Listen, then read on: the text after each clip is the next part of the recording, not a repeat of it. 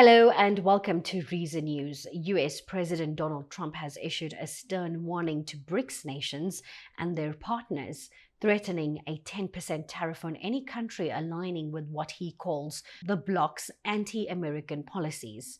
This declaration comes as the expanded BRICS group convenes in Brazil, signaling a pivotal moment in global trade and diplomacy.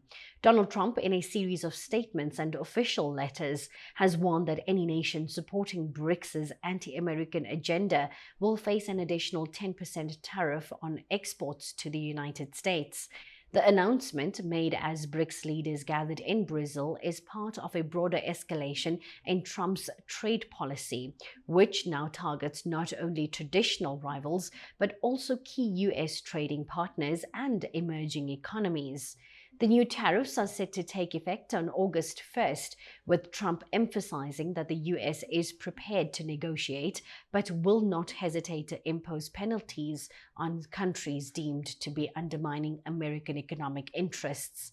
This year's BRICS summit in Brazil marks a historic expansion for the group.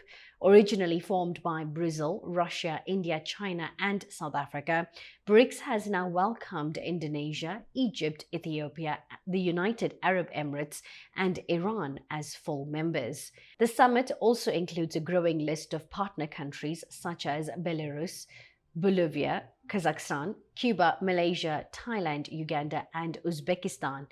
BRICS now represents over 40% of the world's population and a significant share of global GDP. The expansion is seen as a strategic move to boost South-South cooperation and challenge Western dominance in global trade and finance. BRICS leaders have swiftly rejected Trump's threats, denouncing tariff wars are coercive and harmful to the global economy. In a joint statement, the bloc voiced serious concerns over unilateral tariffs, warning that such measures violate World Trade Organization rules and risk destabilizing global markets. Despite the US warnings, trade within the BRICS bloc has surged. Since 2021, intra-BRICS trade has risen by 40%, fueled by new bilateral agreements, the expansion of supply chains, and a concerted push to reduce reliance on the US dollar. Member countries are increasingly trading in local currencies, bypassing the dollar and establishing alternative payment systems. The bloc's expansion accelerates efforts to create a multipolar financial system, with several members settling oil and commodity trades in non-dollar currencies. Brazil's agricultural exports, Russia's energy, India's IT services, and China's manufacturing have created a self-reinforcing economic ecosystem. Analysts warn that Trump's tariff threats could backfire. Rather than isolating BRICS, such moves may strengthen the bloc's resolve and accelerate the development of alternatives to American trade and currency systems. Here's a video from the FirstPost. Trump threatened BRICS with extra tariffs. It's on your screen. This is what it says. Any country aligning with the anti-American policies of BRICS will face an additional 10% tariff. That's what Trump said.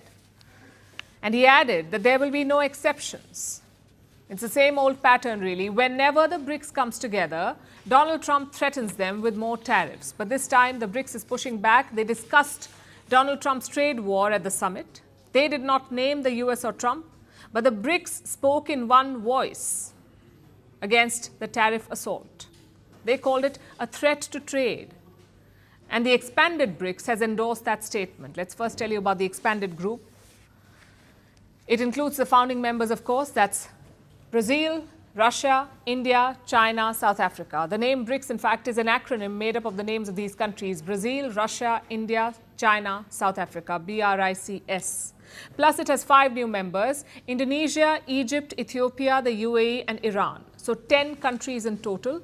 They account for over half of the world's population. They make up more than 40% of the world's economic output. Together, they criticize Donald Trump's tariffs. In fact, countries like China used stronger language. Listen to what they said. I've just shared our view on the BRICS mechanism.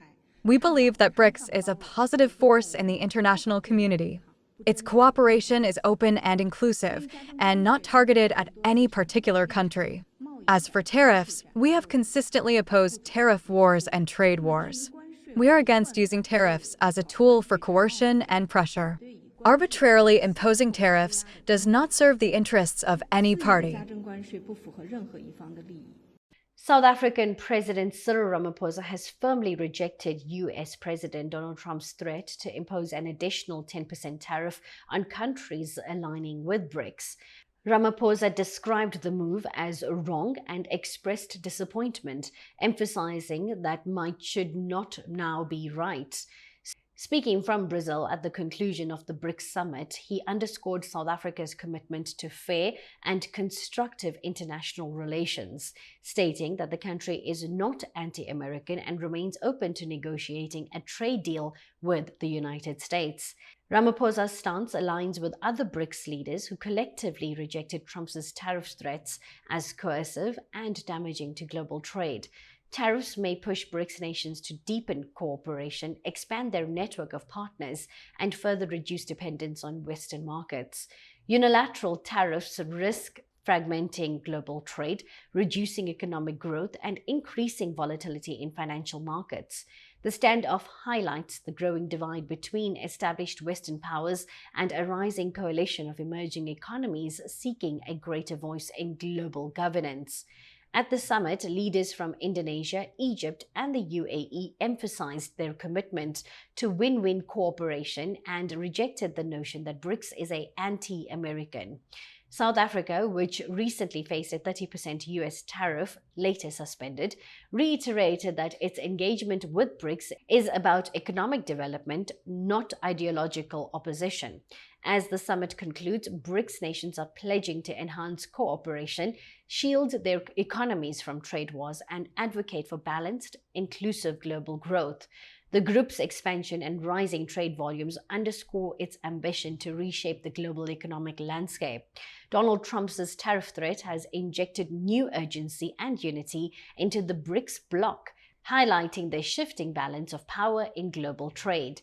As the world watches, the question remains, will protectionist measures isolate the US, or will they prompt a new era of South-South cooperation and economic realignment?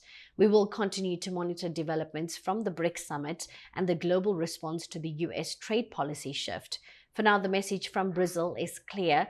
The world is moving toward a more multipolar, interconnected future. Reason News pays tribute to Diogo Jota and his brother Andre Silva, whose lives were tragically cut short in a car accident in Spain. Diogo, aged 28, was not only a star for Liverpool and the Portuguese national team, but also a beloved husband and father of three, having married his longtime partner just weeks before this devastating loss. Andre, 25, was himself a professional footballer, admired for his dedication and spirit. Their passing is a profound loss for their family, their clubs, and the entire football community. Diogo's talent, work ethic, and joy on the pitch inspired teammates and fans alike, while Andre's commitment to the game brought pride to all who knew him. As the Portuguese Football Federation stated, quote, "We have suffered the loss of two champions. Their passing represents a profound loss for the Portuguese football, and we will strive to honor their memory every single day," unquote. In this moment of immense sorrow, Reason News extends heartfelt condolences to the Jota and Silva families, their friends, teammates, and supporters. May the legacy of Diogo and Andre, marked by excellence, humility, and the bonds of brotherhood, never be forgotten. Thank you for joining us. Until next time, stay informed, updated, and curious.